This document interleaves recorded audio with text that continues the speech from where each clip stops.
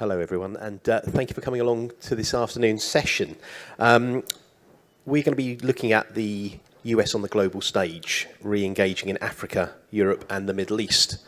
The question poses a little sort of preset some of the questions that may come through.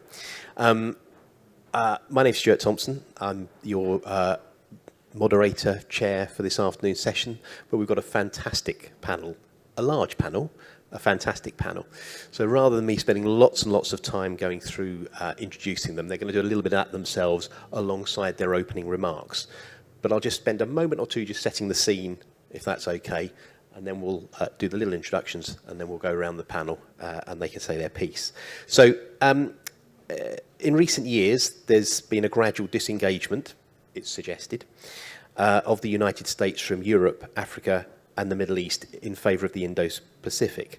The US withdrawal from Afghanistan in August 21 was the latest acts of this demobilisation. However, the conflict in Ukraine and the growing rivalry with China have put the importance of these three regions back on the table in terms of the eyes of American foreign policy makers. Following the return of the war in Europe, the United States deployed nearly 20,000 troops in the region to bolster NATO's presence. And the Biden administration has also provided logistical, military and financial support to Ukraine from the outset of the hostilities. In an effort to stem the rise in oil price, the US president has also revised his Middle East policy. Washington has pledged to provide $1 billion of food aid to the region. Finally, the White House has announced the holding of a US-Africa summit in December to discuss several issues, including food security and the climate crisis. This will be an opportunity for the Biden administration to strengthen cooperation with the African continent while defining the main areas of collaboration. The G7 countries have also planned to mobilise $600 billion to strengthen the infrastructure of developing nations. In this context, President Biden has committed his country to providing 1/3 of the agreed sum. The return of the war in Africa, the proliferation of the Chinese initiatives in Africa, and the importance of the Middle East in the global economy are three elements that are pushing the United States to the end of isolation begun under President Trump. So Washington must urgently initiate a rapprochement with the Middle East while becoming more involved in Africa by offering the continent real development opportunities while maintaining its presence in Europe. Now, that may in itself, opening statement, may evoke some comment from our panel today. I'm going to go through the fantastic panel in no particular order, I hasten to add. Mr. Miroslav Krir is a former Prime Minister and former Minister of Foreign Affairs in the Republic of Slovenia. Mr. Thomas Petrik is the former Foreign Minister in the Czech Republic. Mr. Frederick Sherilian, apologies, if I mangle anybody's name terribly, please do forgive me. That's the benefit of a comprehensive education in England, means that you can't speak any languages. Sorry. Zoran, terrible, isn't it? And Zoran Zalewski, the foreign minister. Frederick. Sorry, apologies. I forgot to say that you were a professor of political science at SIOPO. Sorry. Zoran is the former Minister of Defence, a fellow at the Harvard University from the Republic of North Macedonia. We have Susan Elliott, President and CEO, National Committee on African Foreign Policy from the US. Ellen Latson, Fellow of the President, I can't even say English words either, which again, at the end of a long few days, unfortunately as well. President Emeritus at the Stimson Center from the US. Ilan Berman is the Senior Vice President of the American Foreign Policy Council at the US. And Ramadan Abujar is the Director of the Brussels International Centre for Research and Human Rights from Belgium. So I think I've got everybody there. I don't think I've missed anybody out, which is the main thing that I was most concerned about. So I think if we start at this end and work our way around, if that's okay. The floor is yours. Well, thank you. I'm very glad that we can talk about this subject, because I truly believe that re-engagement, or let's say the first real engagement of the US in Africa and its departure from isolationism is so important now also for the Europe and for the Africa as a continent and for the peace in the world, because these are very volatile areas, and I think that by more presence of the US and also European Union, all these parts of the world can get more political stability, economic development, and also security, all kinds of security, from health security to other kinds of security. So I would like to say, as a first, to have the floor, that for any kind of for any kind of re-engagement or engagement in Africa, if I focus on the continent, we must first establish enough trust between our countries, between our worlds. This is, in my view, very important for the new start, even though we still we already have many kind of relations. But this genuine partnership is something that is really missing here in these relationships, because only, let's say, development cooperation will not suffice anymore. So we really need to establish a true, genuine economic cooperation, partnership, political partnership with African Union, with African states. And I can say that European experience here can maybe serve as something very useful also to the United States, because we have developed certain kinds of institutional cooperation, like meeting at certain summits between African Union or Africa and the European Union. Then we have regular meetings at the ministerial level, at the parliamentary level. We have also established Africa-European Foundation with several expert groups who can add some value in the field of, I don't know,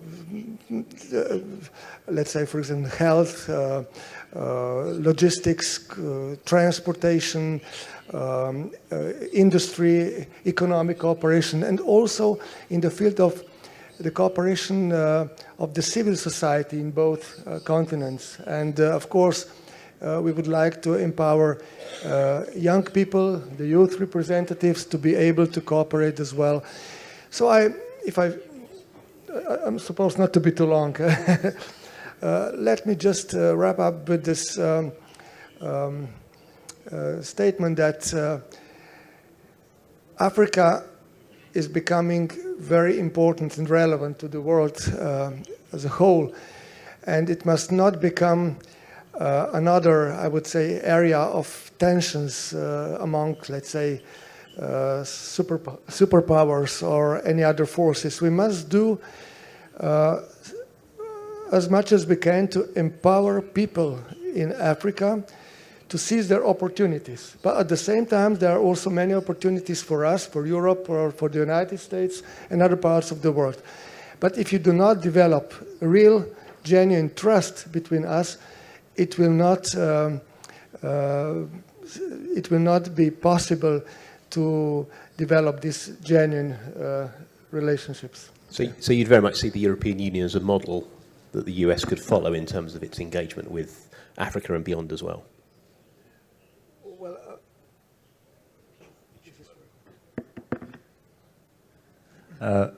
I think that there are a lot of differences, but if I may start from the very beginning, I have a background in geopolitics, but I don't want to focus too much on the geopolitics as a factor that can determine future re-engagement of US in Africa and with Europe. What I would like to stress at the beginning is that I don't see any comprehensive strategy on the US side at the moment. How to re-engage with Africa, how to exploit existing frameworks of cooperation with Europe. And I will leave Middle East to experts who know in more detail the realities of the region. But at the moment, I really don't see a comprehensive strategy, and I, at the moment, see only a kind of like wake-up moment on the US side after February of this year, when so many African countries kept their equidistance in the conflict in Ukraine. And it was more or less a question mark. Why is it? And I think that it is now a motivation for US maybe together with Europe, to think how to improve the cooperation, how to bring added value to the cooperation with African countries. And I have three probably not ideas, but kind of like food for thought issues where I think that the re-engagement can start. First of all, it is the fact that Biden administration returned to Paris Agreement, and climate change is becoming one of the key priorities for United States. And Africa is playing and will play enormously important role in terms of climate mitigation, but even more in terms of climate adaptation and the possible geopolitical impacts of climate adaptation efforts of different actors in Africa. So we need to construct a robust agenda around climate change with Africa, together with Africa, and try to help avoid the same mistakes we made in Europe and in the United States over the past at least 3 decades, but based on our economic model, much, much longer back to the history. Second issue I would like to raise is food security. It has been very neglected issue over the past 20 years, and Africa is very much affected by decisions done in US or in Europe in terms of their technological changes endorsed by United States or European Union. And we need to mainstream African concerns about the food security to our decision making and make it part of a discussion dialogue with African partners. And third idea, I think we are talking a lot about transatlantic relations in terms of US, Canada, and Europe, but Africa is also part of like transatlantic space, if I can say. We might think how to extend the transatlantic dimension into kind of like trilateralism or even quadrilateralism together with Latin America, and try to create Atlantic Ocean again as a zone which connects the 4 regions together, bring back the dynamics, and maybe rebalance also again legitimate shift of attention of many strategies towards Pacific. Thank you. So there are a couple of specific security challenges which you mentioned there amongst your 3, so the climate change and then sort of technology and food. So you'd see some of those, the commonality, I guess, in those that help the reintegration potentially. If any re-engagement of US with the region is going to succeed, and if African partners should have a say in it, I think these are the topics around which we should start. I'm not an expert in economics of Africa, so I'm not talking about that, but development indeed is at the end what all Africans aspire for. So this is the way towards development of Africa. Thank you. So, besides being former minister and professor, I have spent 7.5 years in Washington as ambassador. And when we speak about relations, there's always 2 sides of the relations. And if you allow me, I will speak about what Africa can do in Washington and how that process could help and strengthen the cooperation between Africa and US. Because our friends from US are open for dialogue and discussion, and we have to bring also our priorities to the agenda. That's our task too. Working with US society is a complex process. There are multi-stakeholders with whom you can interact. Usually in Europe, you go with the administration, with the government, with the ministries, and present your views and exchange the positions. But in US, you have more than administration. Congress is playing a very important role. The priorities, what are ours, in case what's Africans, should be also communicated with the members of Senate and members of Congress. There's always bipartisan support for cooperation with Africa from my time when I served in Washington. Also, we have to have on mind the African diaspora, which can play a very important role in keeping your priorities, your agenda included in US priorities. You have to use all those opportunities, and they are very open. I'm going to share one of my experience. He is the former Prime Minister of Slovenia. In our neighborhood, we have one state, Bosnia and Herzegovina, and it was in 2009 or 10, I believe. We wanted, from the region, it was very important that Bosnia and Herzegovina get some membership action plan for NATO, MAP plan. Slovenian ambassador, Roman Krin, Croat ambassador, and myself, we asked for a meeting with Senator Vojnović and Senator Shahin. Senator Vojnović, Republican, Senator Shahin, Democrat. They were in charge for Europe. And we went, we talked to them about that priority, that important issue for us. After they heard us, they said, we will call Secretary Clinton. Hillary Clinton was at that time Secretary of State. And after that, they called us back and said, look, Bosnia and Herzegovina will get MAP, Membership Action Plan. It was actually conditional, but they got it. So what I want to tell you, you as a region, as a continent, you should work together and present your positions, and you will advance your agenda in Washington. That's extremely important. Then we have a third segment, which is also important, is think tank and universities. Here we have representatives of think tanks and universities talking to us. Those people are usually who are working in think tank community, but either they have been in the administration, or you can expect once they finish with their term, they go back to administration.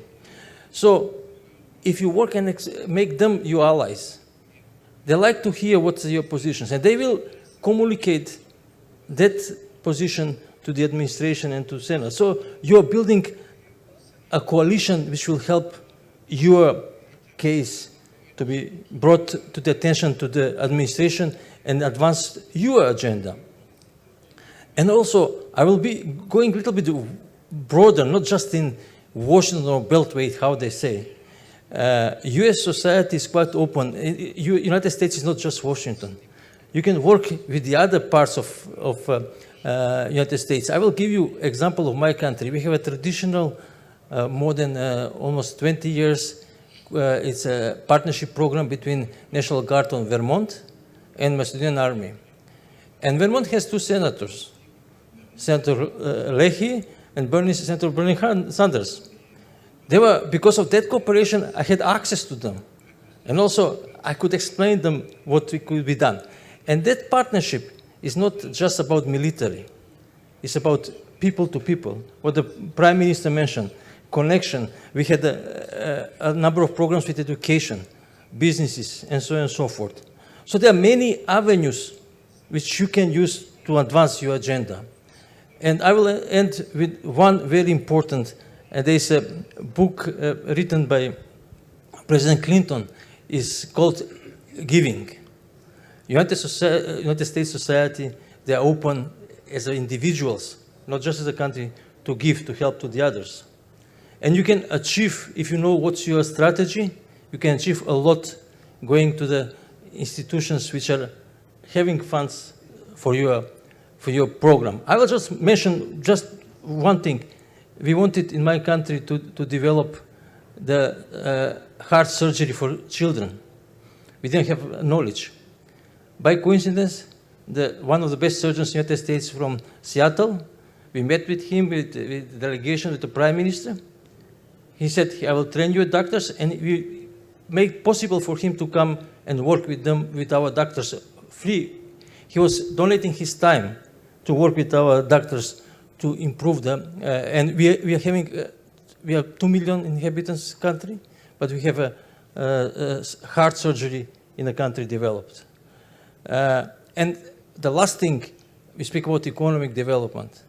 That was also very high on the agenda of, when I was ambassador, I had more than 60 road shows visiting different parts of the United States to attract investments. It was just 2 in Washington. The rest were around the Washington. And I will stop here. No, thank you. That's very kind. I hear calls for lobbying and networking amongst those the comments that you made there. And just to say to the audience before we move on to Susan, get questions ready, because we will come out to the audience for questions once we've been round the first time, and hopefully we'll get a couple of rounds of questions in. So just get your thinking caps on already, Susan. Thank you. Well, I think the ambassador just made a really good point about how the U.S. has continued, it didn't disengage from, especially from Europe and Africa and other areas of the world. And I think the thing that he mentioned, the state partnership program with the National Guard, all those people are in the military, but they're also engaged in other kinds of things and shared their activities, their knowledge with the countries that they've been engaged in. And this is a program that started really after the breakup of the Soviet Union, and I've been involved in it in many countries of former Soviet Union, even where I was ambassador in Tajikistan. We had very good relations, and I think, U.S., people forget that U.S. is more than what happens inside the Beltway, and these people-to-people relationships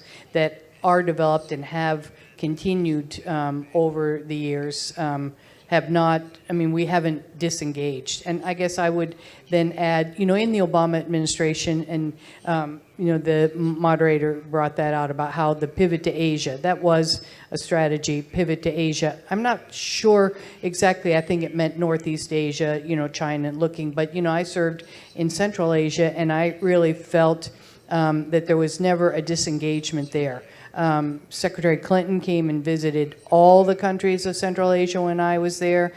We had a lot of annual bilateral consultations. So I think there's an example of engagement. And in addition, in Europe, at the end of my diplomatic career, I run a nonprofit now that's focused on foreign policy. We do track 2 discussions.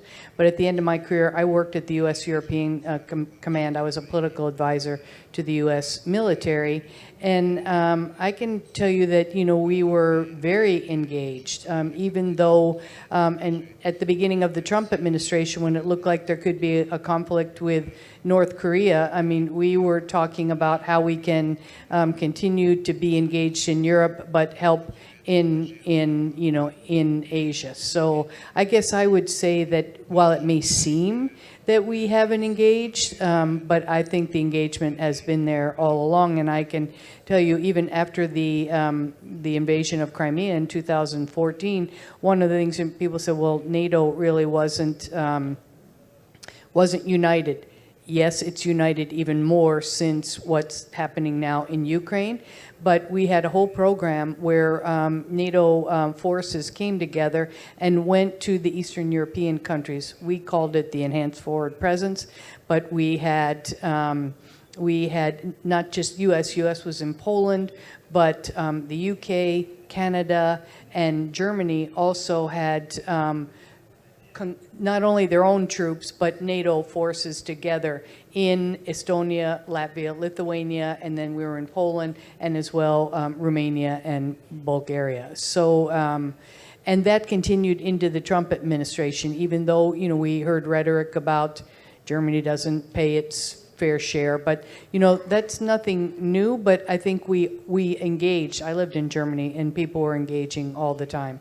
And I would say, just to tell you, with Africa, again, the engagement that that I saw the U.S. have, in Germany, there's the U.S. African Command, and they were engaged a lot in developing. It never meant to be a war-fighting machine, but rather to develop the military and the security in the countries of Africa, to look at ways that they could prevent common interests, prevent terrorism. And I also lived in Europe when the Syrian refugees came in 2015, but there were a lot of people who came through Italy, all across the Mediterranean from Africa. And I think that this was an example of why we all need, as one of the other panelists talked about, to work together on climate change, because these people were migrating, to look for for jobs and for, security. So I would say, and I'm very pleased to see, and most of you know that President Biden is having a summit of African leaders. There has also been African business development. So I would say that the U.S. is engaged. Could we engage more? Yes. And I do think the perception is, because I've talked with recently, people from Africa and from other areas of the world, and they think that the U.S. is only concerned about what's happening in Ukraine and, and then in having to try to figure out how we're going to have our relations with China. I would agree that we are concerned about what's happening in Ukraine and we need to resolve our issues with China. But I don't think that we have disengaged, and I just, as an optimist, hope that we continue to engage. So, Thank you. Just to pick up on that, Susan, do you think then that, if there is a perception that there has been disengagement, is that because of rhetoric, issues with previous presidents, or just a misunderstanding? well, I would say if you think about, I just give this as an example of the media in the U.S. If I'm the average U.S. citizen, I know everything about the war in Ukraine. I know everything that's going on there. But there's a civil war going on in Ethiopia. The Sahel in Africa is kind of, to me, in my opinion, been riddled with, taken over by transnational crime and terrorists, and we don't hear so much about that. So if you're somebody like me who's interested in, you read about it, but if you're the average person in the U.S., you know everything that's going on in Ukraine. And I'm not saying that we shouldn't, but I'm just saying that, people have a tendency, I think, to think that we don't focus on these things, maybe because we don't broadcast them. And a lot of these people-to-people things, like the ambassador mentioned, with the state partnership program, that's one of the best programs, I think, that was ever developed after the fall of the Soviet Union, because it's really people to people. And I saw in many countries, they didn't just talk about military training, but some of the people would talk about like disaster relief. State National Guard from Maryland had a lot of people who knew how to deal with natural disaster relief, and then worked with countries on that. So I would say we have been engaged, but maybe we aren't doing a good enough job talking about good things that we do. So that's a long answer to your question. Some good communications and PR are needed, something like that. Ellen. Yeah. Thanks so much. So I'm really delighted at some of the examples we've already heard, and I certainly want to associate myself with the belief that there's a difference between the perception of disengagement and the reality of how the big machine of our government keeps doing a lot of programmatic work in most parts of the world.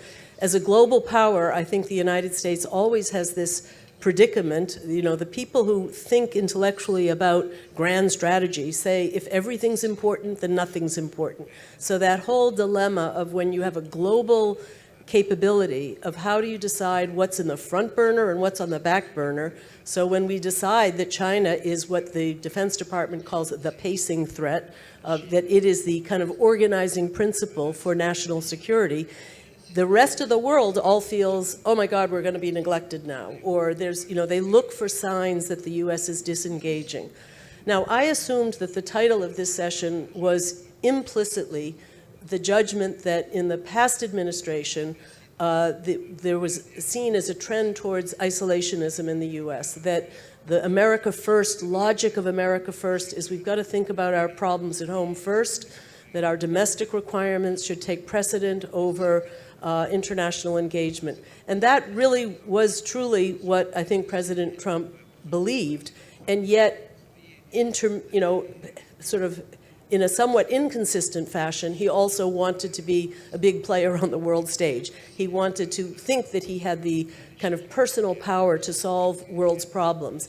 But even while this rhetoric and this concern about isolation and disengagement is happening, as I said, there's still continuity in some of the work that the big, what you could call negatively the deep state, or you could call positively, the institutions of American governance continue to do their work. President Trump, for 4 years running, would slash foreign aid, and Congress would restore it. So even though there was a perception that we were disengaging by the headlines that said we're cutting aid by 30% to one part of the world or another, if you followed the story closely, you found out that Congress restored money to the previous years. So, for example, in the Biden administration now, the levels of aid to the Middle East and to Africa are quite similar. They're roughly almost $8 billion a year to those two regions. In the Middle East, that's spread among much fewer countries than in Africa, so you could argue that on a per-country basis or a per-capita basis, they are not equivalent, but that's in the details. We could talk about that later. Like Ambassador Elliott, I also served in government for 25 years. My very first job was for a junior senator from a small state of Delaware called Joseph Biden.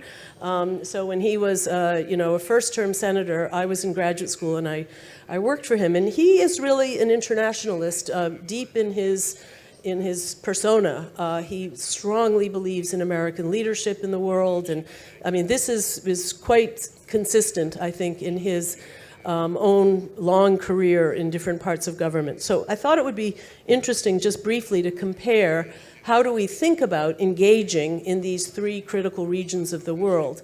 And on Europe, I would start with Europe and say when Biden was elected, it was crystal clear to him and the strongest priority that he wanted to persuade all of our European allies and NATO as an institution, we're back.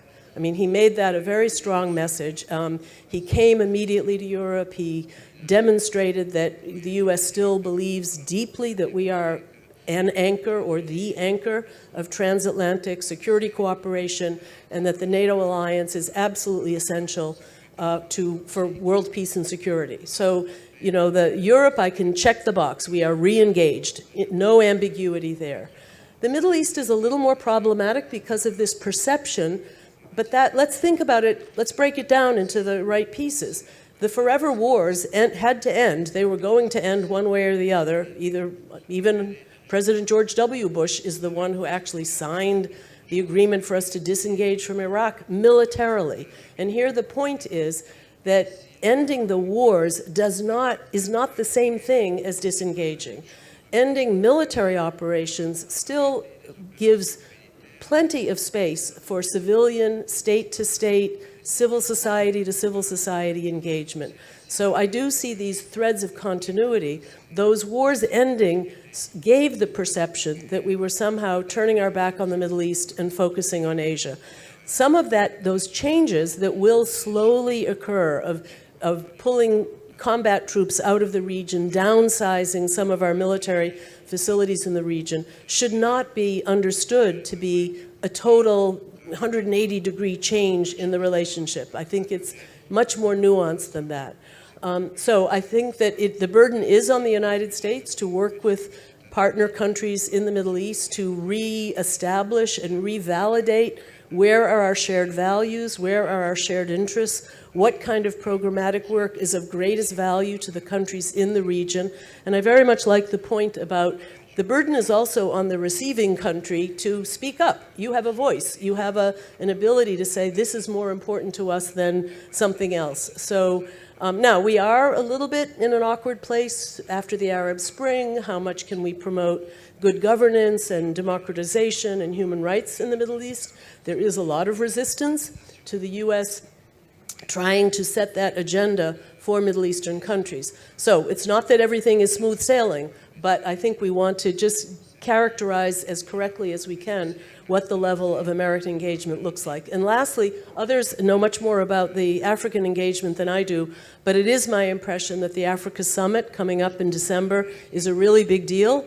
In the past, the engagement has been on entrepreneurship, training young leaders, economic growth.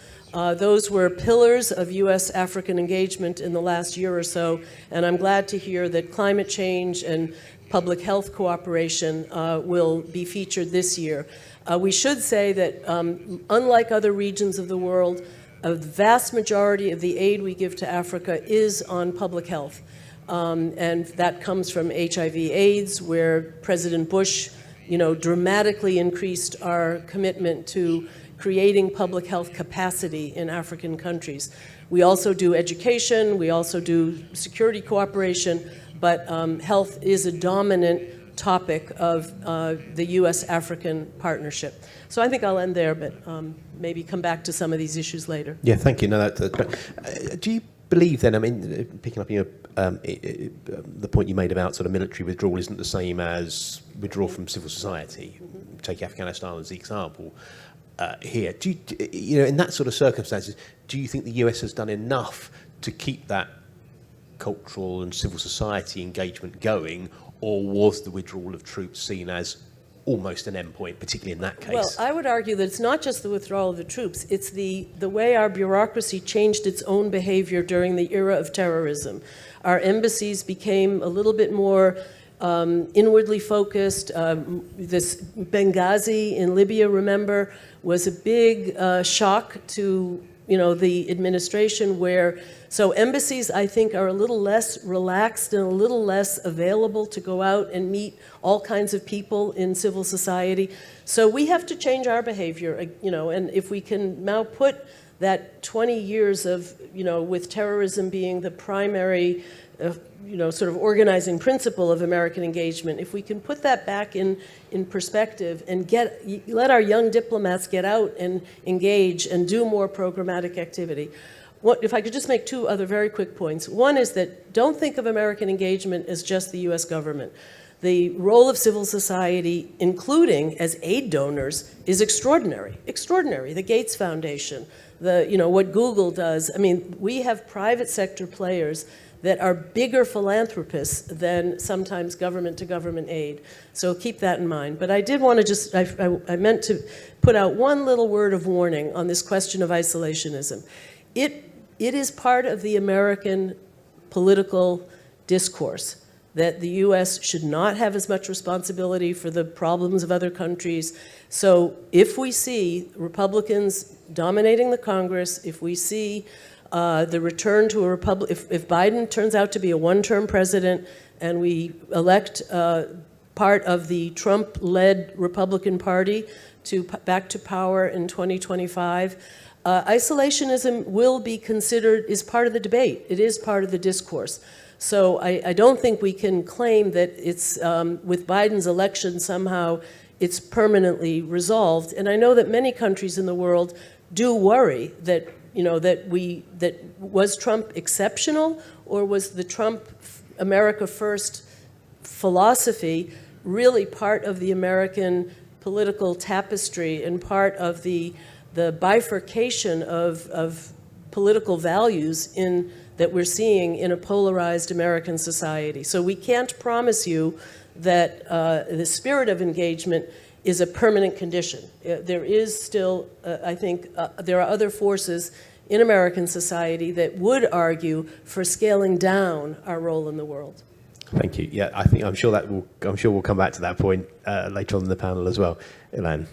Sure. Well, and I want to piggyback a little bit off of what Ellen said, because I think she made a really profound point at the beginning. We're not talking about re-engagement so much as optimizing engagement. Engagement is ongoing, and the American government is a big government, and even if there's not top-level attention, there is mid-level attention from these different agencies. But a note of caution here, because I think it's important. The U.S. Defense Department has this interesting way of phrasing things. To quantify success, they compare measures of output and measures of effectiveness. And what we see in Africa is a lot of measures of output, not a lot of measures of effectiveness. You see a lot of activity by U.S. government agencies, but you don't see an overarching strategy. In fact, I would make the argument you haven't seen an overarching strategy for a long time, if ever. And it doesn't mean that different administrations weren't engaged. For example, under the Trump administration, and I know this because I worked with the folks at the NSC when they were thinking about Africa, they were looking at Africa as an arena of competition. Competition with China, competition with Russia, competition with Iran, and even Daesh, even the Islamic State. But they weren't thinking about Africa for Africa's sake. When you looked at the Obama administration, there was a lot of diplomatic engagement, but there wasn't a strategy. I mean, let's be honest, there wasn't a strategy. When you think about the Bush administration, there was even less, right? So you have this ongoing, what I would argue is a massive strategic error, right? An undervaluing of Africa. All right, so let me sort of tell you a story. All of the Americans are going to smile because they all know this story. Some of you may know as well. So there is a famous guy, famous for all the wrong reasons, in American history named Willie Sutton. Willie Sutton, for those of you that don't know, was an American bank robber. And he robbed banks in Pennsylvania and Ohio in the 1930s and 1940s. He was very notorious. And when law enforcement finally caught up to him, they put him in a room. Right, and by the way, I'm sure this story didn't actually happen, but this is how it's told. They put him in a room and they said, "Hey, Willie, why do you rob banks?" And he said, "It's because it's where the money is." Right? And I think that's a really apt story to tell in the context of Africa, because Africa is where the action is going to be. Africa is where the people are. Right now, we have a continent of 1.4 billion people. By 2050, this continent is going to grow to 2.5 billion people, which means that Africa is going to have more than a quarter of the world's population. Africa is also the world's youngest continent, right? It's a continent of babies. The median age in Africa is 19.4, right? So what you're seeing in terms of this combination, this explosive demographic growth, and this youth, is tremendous dynamism in society. You see massively emerging markets, and markets that are emerging very quickly. You see rapid digitization, and sort of all the dark things that come along with it, corruption and sort of fragile institutions. But outside powers are increasingly figuring this out, and they're scrambling to get in on the game, to get in on the action. And this is where I think America, frankly, is falling down. America needs to see Africa in strategic context, right? We had a panel earlier today, and we talked about U.S.-China great power competition.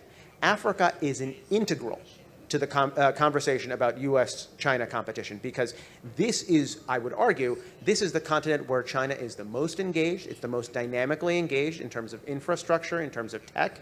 And it's the continent where the Western public opinion about China as a troubling actor, if not a malign actor, is not the same as it is in the West. In the West, we're all talking to each other, and we have a general consensus about what we think about China. But it breaks down when you come to Africa. So there's a lot of work to do here. And tactical solutions, at least in the near term, I think are very possible, right?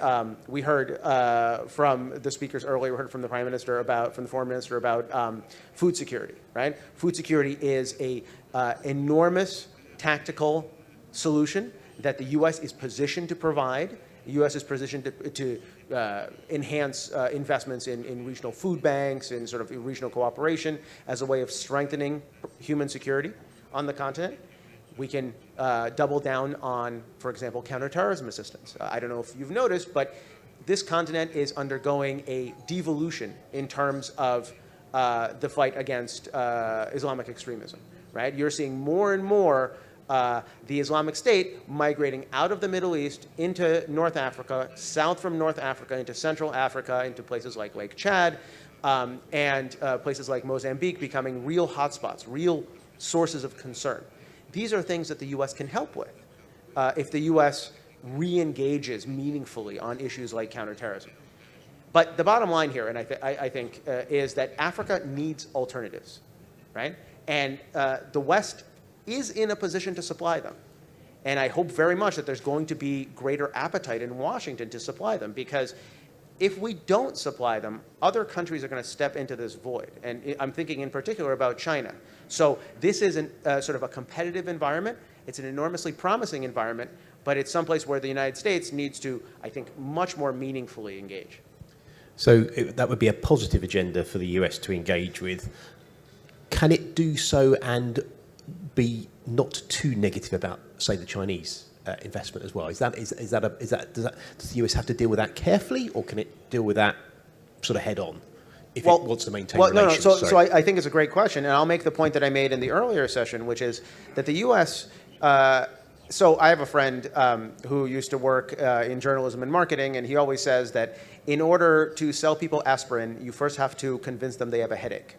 So we in the United States have figured out that we have a China headache, right? We are sort of this, like, we know we have a China headache. What we don't have is a good aspirin, a good painkiller for the headache. So we spend a lot of time talking about competition with China. We don't spend a lot of time doing competition with China. And Africa is the perfect example of this, where there are governments on this continent that would like alternatives to dependency on Chinese tech, dependency on companies like Huawei and ZTE. We have to be in a position to provide them, because we have to understand these are leaders that are staring down the barrel of these rapidly expanding demographics. They need to deliver for their populations now. They can't wait, right? The line I used earlier this morning is, America's the aspirational power, and China's the present power. And we have to figure out how to change that equation so we're present as well. Thank you. Ramadan. Bonsoir. Good evening, everybody. I would like to speak on Arabic if you take the...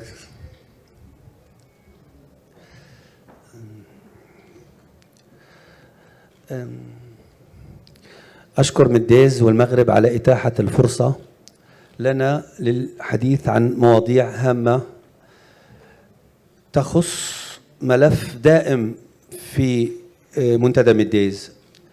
العلاقات الأمريكية الأفريقية الأوروبية ومع الشرق الأوسط تراجعت بشكل كبير جدا وتحتاج إلى إصلاح، سواء تحت حكم الجمهوريين أم الديمقراطيين. وسوف أبدأ بأوروبا وليس بأفريقيا. عندما كان الرئيس ترامب يزور بروكسل كان يهين القادة الأوروبيين وكان يتعامل معهم بعدم احترام. قام بسحب 10,000 جندي مارينز أمريكي من ألمانيا دون إشعار للدولة الألمانية، وأيضا كان يتحدث دائما عن قارة أمريكا وكوكب أمريكا بعدم احترام للإرث التاريخي للشريك الاستراتيجي للولايات المتحدة وهي القارة الأوروبية. وفي حقبة بايدن تفاءل الأوروبيين بعودة العلاقات الأمريكية الأوروبية من جديد. للأسف بايدن عاقب الأوروبيين بشدة في أول زيارة له لبروكسل عندما طالب دول الاتحاد الأوروبي للذهاب معه في مواجهة الصين في حربه مع الصين، وكان الرد الأوروبي دبلوماسيا أن دول أوروبا ليس لديها حربا مع الصين ولكن سوف تتعامل مع الصين وفق القوانين الدولية. لم يعجب ذلك بايدن، فقامت الإدارة الأمريكية بالسطو على صفقة الغواصات الفرنسية الأسترالية، وكانت عدد كبير من الشركات الأوروبية يعمل في هذه الصفقة. أيضا السياسة الخارجية الأمريكية دائما كانت تواجه أو تختلف كثيرا مع السياسة الأوروبية. إذن الولايات المتحدة الأمريكية لم تحترم أوروبا إلى أن وصلنا إلى الحرب التي أقلقت العالم جميعه، الحرب الروسية الأوكرانية. الأداء الأمريكي أو أداء بايدن لم يكن هو المطلوب أوروبيا. أوروبا لا كانت تريد أن توقف الحرب وتسعى إلى حل سلمي وتريد أن تضغط على بوتين لوقف الحرب أو لمنع الحرب. أما الإدارة الأمريكية كانت تستدرج بوتين للبدء بهذه الحرب. إن لم أكن مخطئا بدأت أوروبا تنحى منذ سنوات للاستقلال بالقرار الأمني والسياسي الخارجي على الولايات المتحدة الأمريكية، وكانت هناك محاولات فرنسية لإنشاء جيش أوروبي مستقل. أول أمس كانت زيارة للمستشار الألماني إلى الصين، وهنا تحدي أو خروج عن العباءة الأمريكية أو احترام للمصالح الألمانية. عندما لم تحترم الإدارة الأمريكية مصالح شركائها وحلفائها الأوروبيين، من الضروري أن تضطر هذه الدول للبحث عن مصالحها حتى لو خارج العباءة الأمريكية.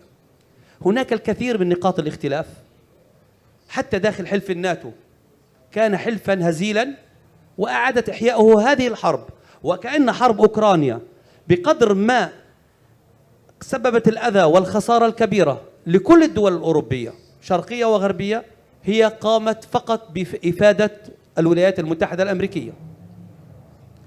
الخروج إلى الشرق الأوسط، الشرق الأوسط كله بشكل عام، وتحدث عن الدول العربية خاصة دول الخليج، مصر، المغرب، هذه دول صديقة تاريخيا للولايات المتحدة الأمريكية. هذه الدول حليفة بالفعل للولايات المتحدة الأمريكية، ولم يسبق أن اعترضت كثيرا.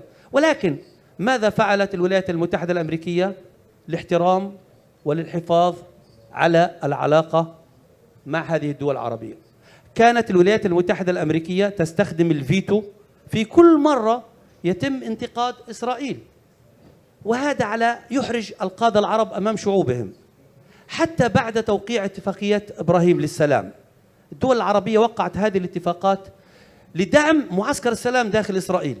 اليوم يأتي من إسرائيل معسكر متطرف جدا، والحل يعتقد العرب وأعتقد أنا دائما في يد الولايات المتحدة الأمريكية، سواء كان ديمقراطيين أو جمهوريين. السياسة لم تختلف، إلى أن ظهر مؤخرا نوع من التحدي، نوع من العناد العربي والرفض العربي للسياسات الأمريكية. كيف يمكن للرئيس بايدن والإدارة الأمريكية أن تطلب من المملكة العربية السعودية ودول أوبك بلس أن تضحي بخسارة بمليارات الدولارات من أجل دعم بايدن سياسيا؟ هذا لا يجوز. وعندما رفضت 30 دولة أوبك بلس رغبة الولايات المتحدة الأمريكية وقررت تخفيض إنتاج النفط للحفاظ على الأسعار، أرادت الولايات المتحدة الأمريكية أن تعاقب السعودية فقط، أو السعودية والإمارات. وبدأت الأقلام في الواشنطن بوست والصحف للكتاب الديمقراطيين بانتقاد ومهاجمة الدول العربية. في الوقت التي تقوم به إيران بقمع المواطنين وقتل خارج القانون والتعذيب داخل السجون، تكتفي الولايات المتحدة الأمريكية بالإعراب عن القلق وتستمر في التفاوض مع الخبراء الإيرانيين في فيينا. والكارثة الأكبر أن تقوم الولايات المتحدة الأمريكية بالإفراج أو للسماح لإيران بتصدير 1.5 مليون برميل نفط يوميا، بدلا أن تعاقبها على القمع اليومي للمتظاهرين السلميين وقتل النساء في السجون الإيرانية. لو حدث ذلك في إحدى الدول العربية، أعتقد أن الولايات المتحدة الأمريكية كانت سوف تتخذ إجراءات صلبة وقاسية. أما فيما يتعلق بأفريقيا، الوجود الأمريكي قديم في أفريقيا، ولكن كان بخجل. تطور الوجود الأمريكي بأفريقيا لمناكفة الوجود الصيني أو لمتابعة ومراقبة الوجود الصيني الذي بدأ منذ 25 عاما بالتواجد بشكل قوي في أفريقيا.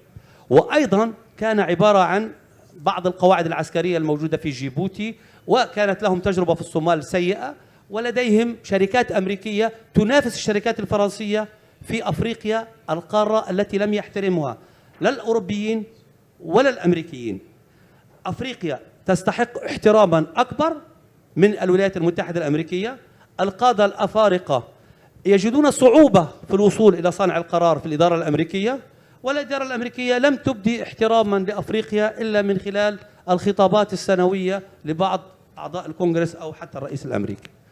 أعتقد أن الولايات المتحدة الأمريكية قد تراجع دورها في هذه المناطق الثلاث. لا زالت الولايات المتحدة الأمريكية هي الدولة الأعظم في الحضارة والقوة والاقتصاد، وفي كل الأمور العالم يحتاج الولايات المتحدة الأمريكية، ولكن العالم يحتاج إلى قيادة الولايات المتحدة الأمريكية الصالحة وليس الشريرة.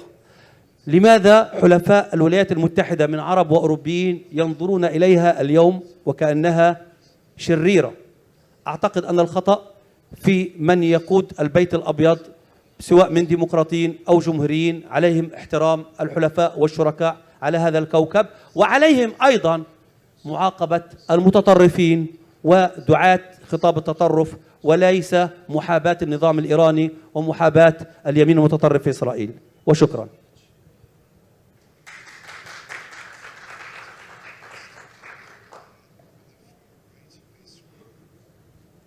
Thank you. Sorry, just making sure I got the last of your comments there. So the suggestion then is that, that re-engagement isn't yet happening.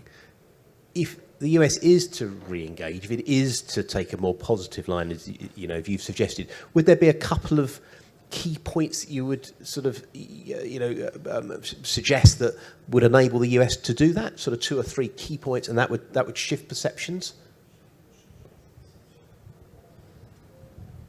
فيما يتعلق نعم الولايات المتحدة الأمريكية يجب عليها إعادة النظر في السياسات الأمريكية الخاطئة عندما قامت باحتلال العراق وتسليم العراق إلى إيران. هذا لم يكن مطلوبا عربيا، وهذا لا يصب في مصلحة العرب، هو هدية كبيرة إلى إيران ضد مصلحة العرب. عندما يقوم الحوثيين بقصف السعودية والإمارات وتقوم إدارة بايدن بسحب الحوثيين من قوائم الإرهاب، هذا تصرف خاطئ. أعتقد على الإدارة الأمريكية أن تتحدث بلغة احترام مع الدول العربية، عليها أن تتفهم مخاوف هذه الدول. عندما توقع إدارة بايدن وتعود إليها اليوم إدارة أوباما واليوم تعود إدارة بايدن الاتفاق النووي الإيراني 5+1 بدون استشارة الدول العربية ودون إشراك دول الخليج، خطر النووي الإيراني سوف يصيب الدول الأقرب. أيضا سلوك إيران المزعزع للمنطقة ودعم الميليشيات، حتى أصبحت إيران تدرب ميليشيات عسكرية هنا لتزعزع استقرار المغرب. هناك تقارير وهناك شكاوى مغربية في الأمم المتحدة ولجامعة الدول العربية عن قيام إيران بتدريب وميليشيات من حزب الله أيضا بتدريب البوليساريو لمحاربة الشعب العربي المغربي. هذه الإجراءات غير مقبول الصمت الأمريكي عليها، والإدارة الأمريكية تعي جيدا، هي تريد أثمان مقابل الصداقة. الصداقة والعلاقة المحترمة تبنى بين الدول بالاحترام المتبادل وبتبادل المنافع، وليس بالضغط وابتزاز الدول العربية. اليوم للأسف أقول لك أن هناك مزاج عربي غاضب جدا من الولايات المتحدة الأمريكية. لا أقول أنه يقترب من المعسكر الروسي أو الصيني إطلاقا، ولكن أصبح هناك هوية عربية جديدة ترفض الإرادة الأمريكية، وهذه الهوية العربية كانت دائما إلى جانب كل الحكومات الأمريكية. إذن الولايات المتحدة الأمريكية هي الخاسر الأكبر في منطقة الشرق الأوسط، على الأقل خسرت ثقة الأوروبيين، وأؤكد لك أن معظم الدول الأوروبية لم تعد تشعر بارتياح بل وثقة في الولايات المتحدة الأمريكية. أفريقيا هي بعيدة عن العلاقات الاستراتيجية مع الولايات المتحدة الأمريكية، ولكن أفريقيا هي قريبة للعرب وللأوروبيين.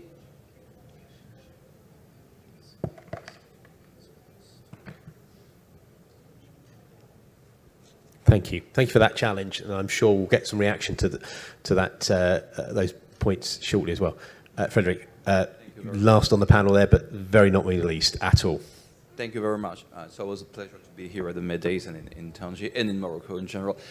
Just 3 points, because we have to keep some time for a debate. First point, of course, in the title, we have 3 very different situations: Africa, Europe, and the Middle East. Nothing to do at the moment. Second point, I don't believe in the US disengagement, not even to talk about the US decline. I don't believe in that. But third point, very quickly, I reassure you, I do believe in the uncertainty of the American foreign policy in the coming years. So first point, nothing to do between Africa, Europe, and the Middle East. In Europe today, and mostly because of Ukraine, there is a demand for an American presence and an American engagement. Not re-engagement. Yes, maybe it is felt, it is perceived as a re-engagement, but United States has always been there in Europe. But now, yes, there is a demand, especially in countries like the Baltic states, in Poland, and in many others. So there is a real demand. Maybe not forever, and maybe this could change. Take the case of France. I'm from France. I think you have. I'm not totally sure of that, but we are close, if it's not already the case, of a majority at the French National Assembly of a kind of anti-American foreign policy. I think that today, if you add the votes of the extreme right, the extreme left, plus the part of the former Gaullist party, I think you have a majority of members of the parliament who are strongly anti-American, and some of them are pretty close to Russia and others. So this could change. But today, since President Macron is still in the classic line of friendship, of a transatlantic friendship and friendship with the United States, and so on, we could say that globally Europe has a demand for a strong American presence for a reason of protection. again, guarantee of security. It's not the case in Africa and the Middle East, where there is a growing feeling of not necessarily anti-Americanism, but defiance against the West. And we could see the votes at the UN on the Ukrainian issue, but we can also take a look at the sanctions and the countries who don't want to apply sanctions against Russia. They don't want to choose. They don't want to be taken between the two sides. They remain very careful. And so these are very different situations. And the case of the Middle East has always already been discussed, so I won't be long on that. But the case of the Middle East is special because the presence of the US and the influence of the United States depends strongly on a few specific strong relationships. Saudi Arabia, Israel, Egypt, and the strange case of Turkey, because Turkey we don't have the time to develop it here, but Turkey is a very special case because it's a NATO country whose foreign policy has evolved a lot. So three very different situations, a stronger and stronger demand of US presence in Europe, maybe a rising criticism against the US in the two other regions. I don't believe in the US disengagement. I don't believe in the US decline. How many times have the scholars and the academics predicted the demise or the decline of the U.S. foreign policy? Sometimes the U.S. scholars themselves too, post-American world, restraint, and so on and so on. But I don't really believe in that for one simple reason. I don't see for the moment any alternative to the structuring power of the United States in the field of security, in the field of financial and economic partnerships. I don't think that can Russia or China replace the United States as a partner for Turkey, for many countries in Africa. I don't believe so. I don't think so. Can the U.S. be replaced by China or Russia as a partner or a strategic partner for Saudi Arabia? I don't think so. So maybe the feelings are pretty harsh sometimes, but I don't think that today any peer competitor, if we can call them so, like Russia or China, I don't think they can replace the structuring role of the United States in those regions. So I don't think that there is a disengagement or a decline. But the problem, as we all know, and it has been addressed already, especially by Mrs. Leibson, the problem is the uncertainty of the future of U.S. foreign policy. Of course, the Trump years have caused quite some emotions among the partners and the allies of the United States. We know it can still happen. Imagine Donald Trump back at the White House today, everything changes, especially for Ukraine. Everything changes in many regions of the world. Not the same sound at all. Not the same foreign policy at all. So we all know that this kind of uncertainty can happen again. We don't know what is the future of the American foreign policy. We also know that the United States usually has a kind of tradition of reducing the international relations to one specific goal of national interest. It was the war on terror some years ago. Today it seems that China is the new priority, but Russia invited itself in the debate, but China is the new priority. We all know that it can change, and we have seen that this very American way of trying to focusing on one specific priority is perceived as something very unpleasant in many regions of the world. This perception of being obliged to follow an American agenda, war on terror, and now competition with China, and then something else, and the rest doesn't exist anymore. Forget about the rest. This is our priority, so this priority should be your priority too. We can see that it is a problem.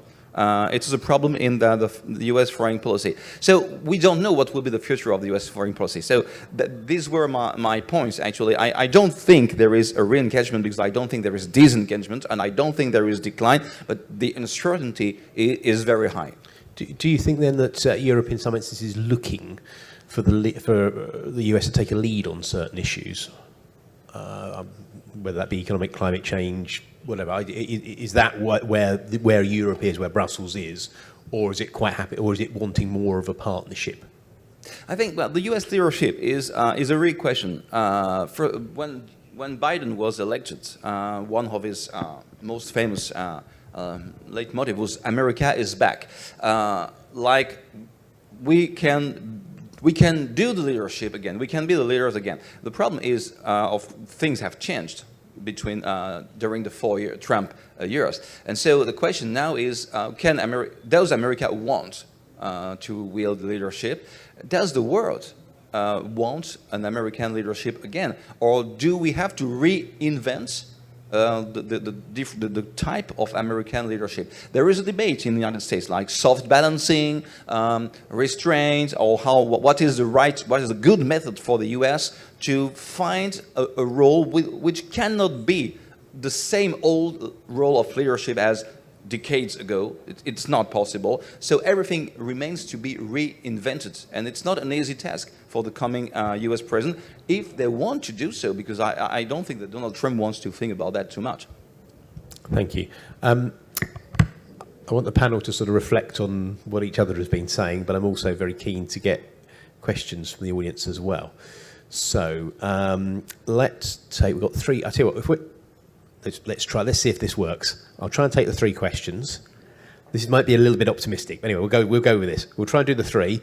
And I think probably rather than everybody answering all the questions, as long as we cover all three questions and a little bit of reflection, we'll try and do it if that works with the audience. So question one here, the lady here. Question two at the back in the semi-darkness that I can't quite see. And the gentleman there as well. So let's take those three. Premièrement, je m'appelle Oumaima, étudiante en deuxième année dans la fac économie. Je veux parler en arabe.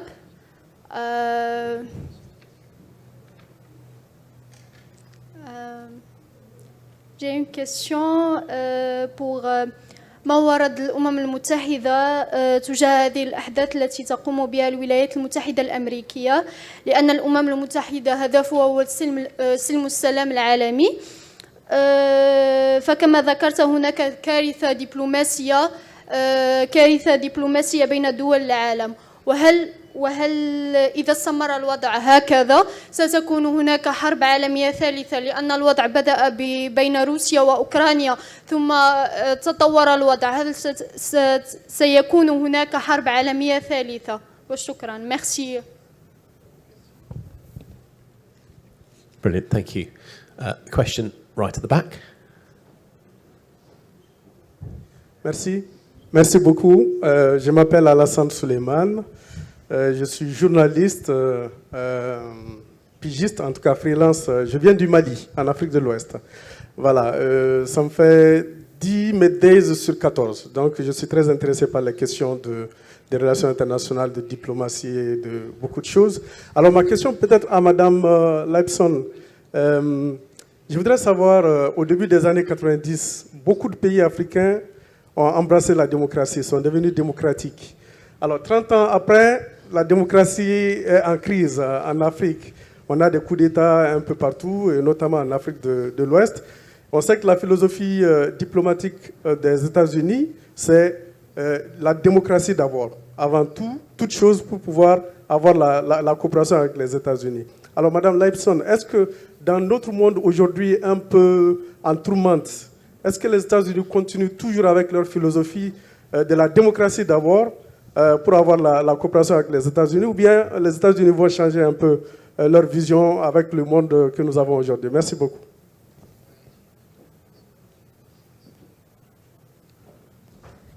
Brilliant, thank you. Challenging question. And third? Hello. Oh, thank you. My name is Andrew Leung. I'm an independent China strategist, and I'm speaker on 3 panels, including one on U.S.-China relations.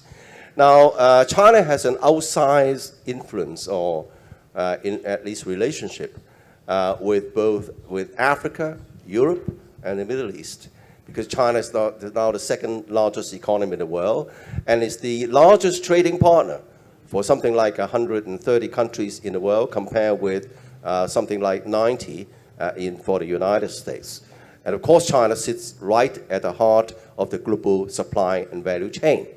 So rather than decoupling from China, which doesn't seem to be working very well, should the United States take the initiative to draft China into a more sustainable kind of dialogue, perhaps on a multi-track basis, including both formal and informal kind of channels, including NGOs and think tanks all the way, and also not involving only the United States and China, but other countries, because any conflict between the United States and China is going to implicate not only these two countries, but the rest of the world. So my question is that should the United States really think about taking the initiative to draft China into a more sustainable model to manage the two relationships, but also to involve China into resolving some of the dynamics and conflicts that plague the rest of the world? Thank you.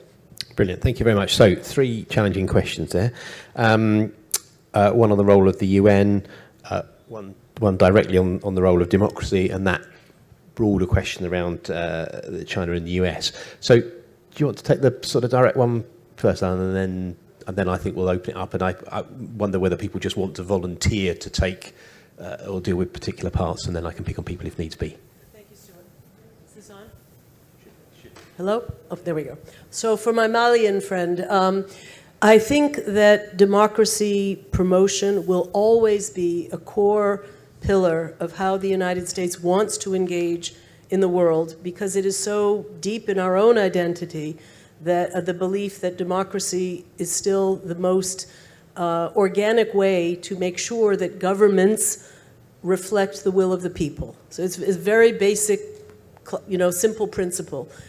It is also true that democracy promotion hasn't worked everywhere, or that as a global trend, democracy has been challenged.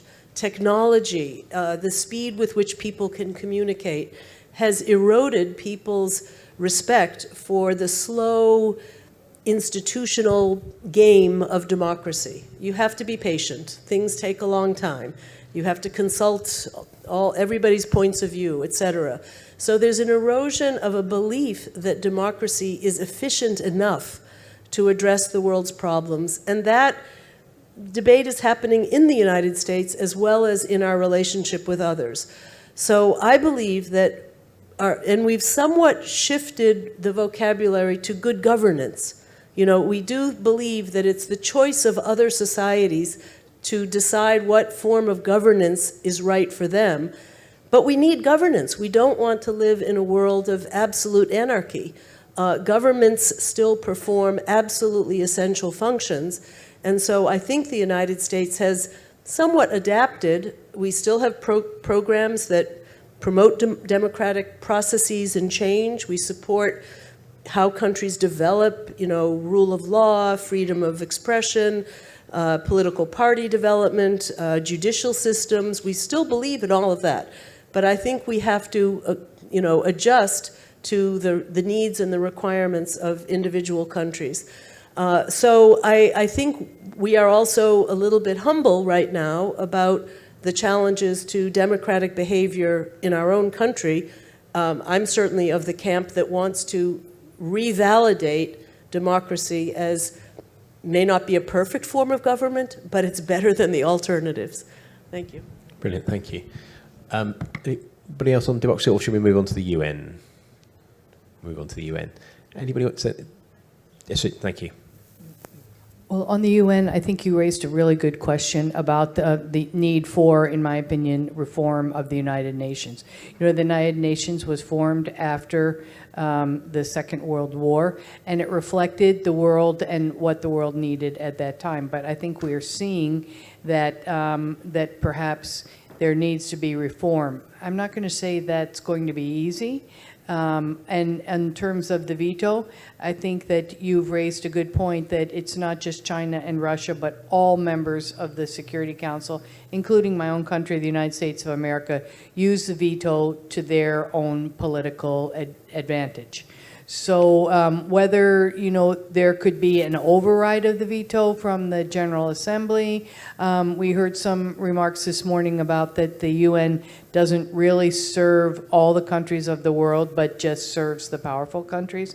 But the UN does a lot of good things in terms of their programs, through the UN Development Agency, UNICEF, the UN High Commission on Refugees. So those are all things that are important too. But I would agree with you that I think someone put this yesterday, people who have power, it's very difficult for them to give up the power. So I think it would be very difficult for any of the countries of the Security Council to give up the veto that they had, but I think it's something that there should be serious discussion about.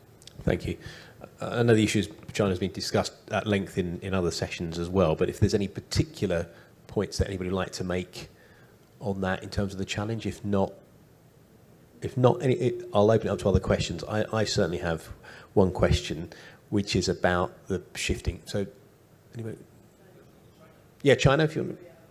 Yeah, China, sorry. Yes, go on, Frederick. Sorry. Yeah, I was going to say, there's already been a session, so it's really for others that haven't had the chance to comment on it. I don't have any revolutionary thing to tell you, but I think that the problem I don't think that anyone, China or the US, has any interest in a growing confrontation.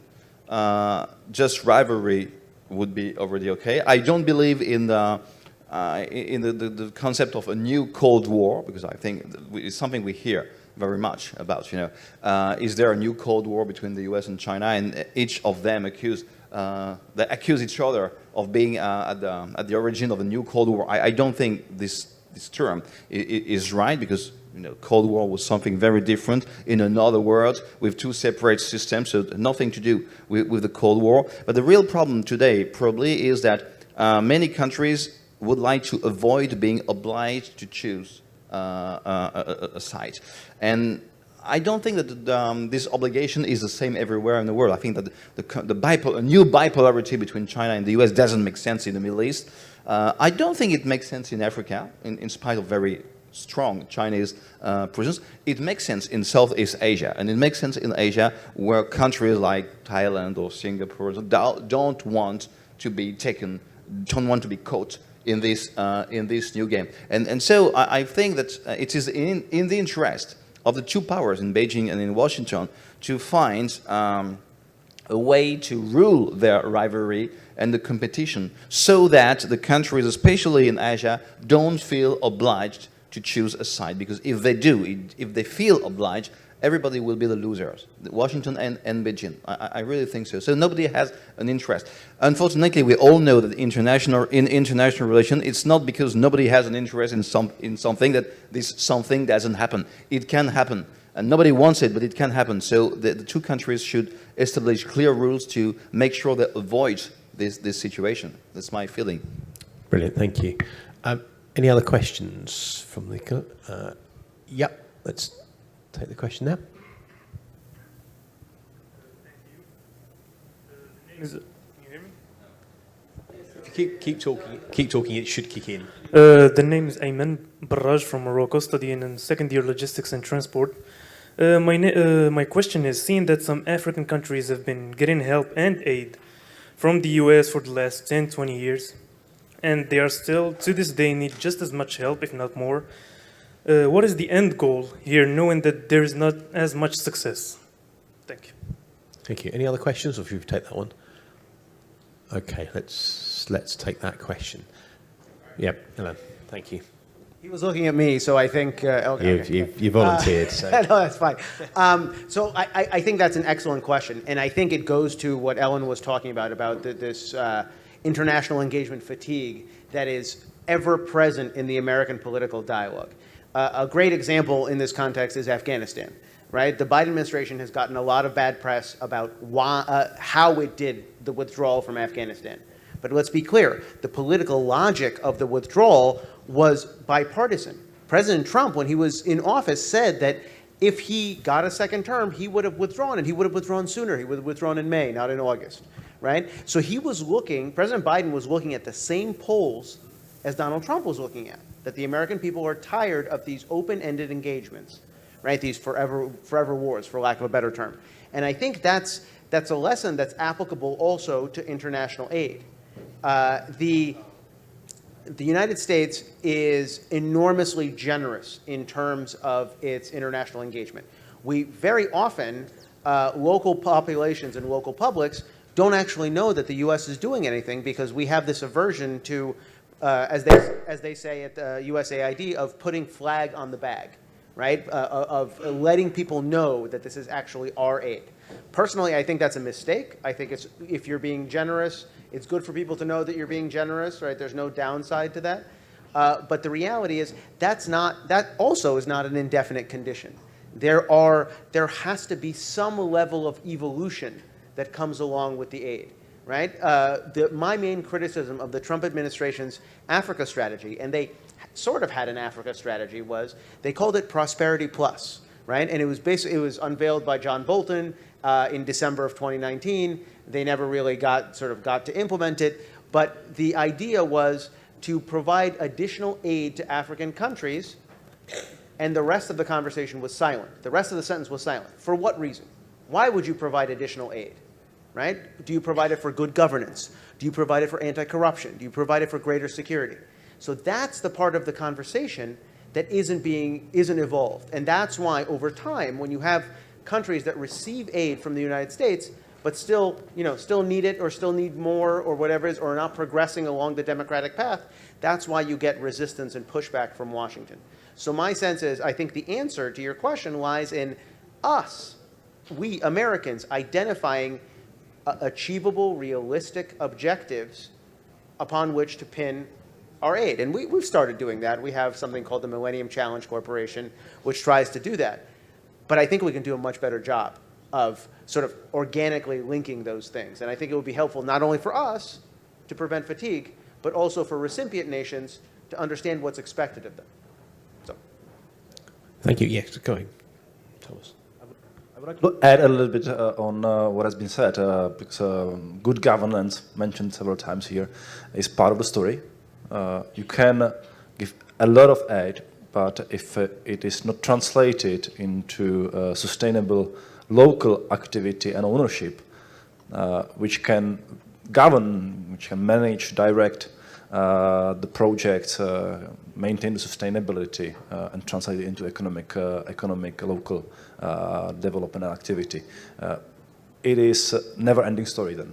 I think this is the lesson of all American, European development agencies, that good governance is precondition. And now we are back to also where we now stand in our own deliberation, where to go on with the development assistance in general, because we would like to see more of the local ownership at the same time, and it's part of the discussion about whether US and Europe is giving up on promoting democracy. No, because our aid is most effective where local institutions work. They can take over the projects supported. They can manage them in the long run and transfer it into like local economic activity in a way, and bring in, for example, like investment.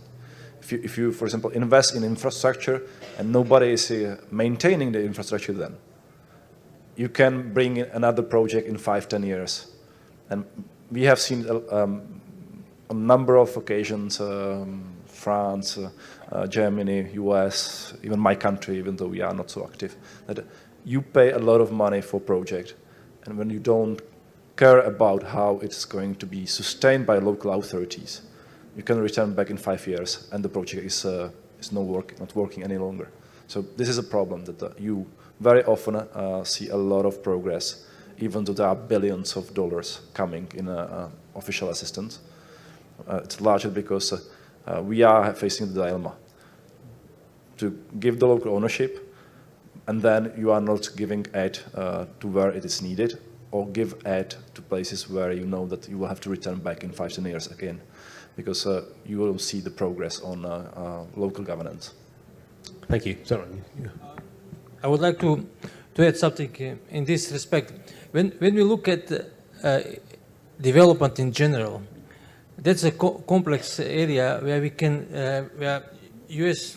government, but also European governments and other donors are having a comprehensive approach. It's good governance, which is very important. Also education, healthcare system, as well as engagement of private sector. Now, what the last years we were seeing, and was also in the new U.S. agenda for Africa, is engagement of private sector. We speak also of a concept of impact investment, where you get the private sector investing for profit, but also for certain social cause. So we need to get, because the situation is very complex, we need to get involved private sector too in order to get the best outcome. And that's a Millennium Corporate Challenge Corporation and some other activities in US and also in Europe. Thank you.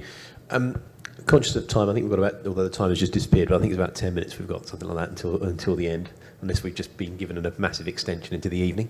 I want to pose hopefully a slightly challenging question to Miroslav in the first place. Do you worry about a change of US administration back to Trump, or do you think that it won't matter too much? Do you think that the re-engagement maybe now is taking place because of, I don't know, the economy, if nothing else, and particularly for Europe, I was thinking of... I actually do worry about that, because it's not just about, I don't know, multilateralism, re-engagement, disengagement, isolationism. It's also about rhetoric. It's also about the way of thinking, the mentality, which I don't like, with leaders who like to see enemies in the others, who like to confront the world with the dilemmas which are, let's say, dangerous for all of us, and who would like to impose, excuse me for the word, political primitivism. I was a member of the European Council when we met people from the previous administration, and as somebody said before, we were humiliated by that administration. It was not very nice. We were more polite. We did all we could to, let's say, to provide for certain, let's say, atmosphere which was not too detrimental for the cause. But it was very difficult to collaborate in such an atmosphere. So I really am afraid of seeing another radical change. I mean, I'm not afraid of Republicans or Democrats in any, but if there is a radical leader there who then, has such an influence, as Mr. Trump has already shown, I mean, this might be really dangerous. And just let me say, to add something else, I don't think that to picture anybody as an enemy is a very productive thing. It's a very bad thing, especially in politics and in the world politics. I mean, leaders do that, but it ends someday in a very big conflict or in a war. So that's why I'm much more inclined to use more diplomatic language, knowing everything we know. But still, this gives us some space to show or to reestablish some respect at some point, if there is no respect before. So it is, the words matters and the leader matters. So I'm a bit afraid, but not so pessimistic as it might look right now. Thank you. I didn't realise from the timer we've now got apparently 2 minutes, not 7, not 10. Anyway, Roman, apologies, but very quickly, if you could, yeah, that'd be fantastic. Thank you. الولايات المتحدة الأمريكية قامت بتشكيل حلف عسكري يضم الولايات المتحدة، بريطانيا، أستراليا، بمعزل عن حلف الناتو، بمعزل عن دول الاتحاد الأوروبي. وبعد أسابيع قامت بتشكيل حلف يعتبر ناتو آسيوي، أي الولايات المتحدة، الهند، اليابان، أستراليا. في نفس التوقيت تقوم هذا يشكل خطرا على الأمن بالنسبة للأوروبيين، يعتقدون أن هذا تعرية أمنية. وفي نفس الوقت تقوم الولايات المتحدة الأمريكية بتفكيك بعض بطاريات الصواريخ من منطقة الخليج وسحبها دون توفير أدوات تأمين أخرى لهذه الدول التي تعتبر صديقة للولايات المتحدة. أعتقد أن مثل هذه الإجراءات هي إجراءات لا تتأخذ على مستوى الإدارة فقط، بل المؤسسات الأمريكية. إذن هناك خطر أو هناك عدم ثقة حقيقي في الإجراءات الأمريكية تجاه الحلفاء. العالم كله يمكن أن يخرج بسلام أو بأقل الأضرار من مغامرات الحزب الديمقراطي أو الجمهوري في الولايات المتحدة الأمريكية إذا ما اجتمع الجميع لوقف الحرب في أوكرانيا بأي أي ثمن سوف يكون أقل من الثمن الكارثي في حال استمرار الحرب. آثار الحرب سياسة الولايات المتحدة الأمريكية لها دور كبير في آثار الحرب الكارثية على العالم الثالث وأفريقيا وأوروبا. ليس من مصلحة الولايات المتحدة أو العالم أن تستمر هذه الحرب التي تعتبر الإدارة الأمريكية عامل مهم في إطالة عمرها أو إيقافها. وشكرا للميديز، شكرا للمغرب، شكرا للخبراء والمسؤولين جميعا، وشكرا للحضور. Well, thank you very much. The time has run away from us, so I won't bother with a sort of a summary of all the issues we've discussed because there have been too many, but certainly push back on the initial question and some robust views all round. So just last for me to say, look, thank you to you all for coming this afternoon and for your excellent questions as well. I'm glad we had some good discussion there as well. But most importantly, to the expert panel, they've been fantastic. Thank you very much for your time today.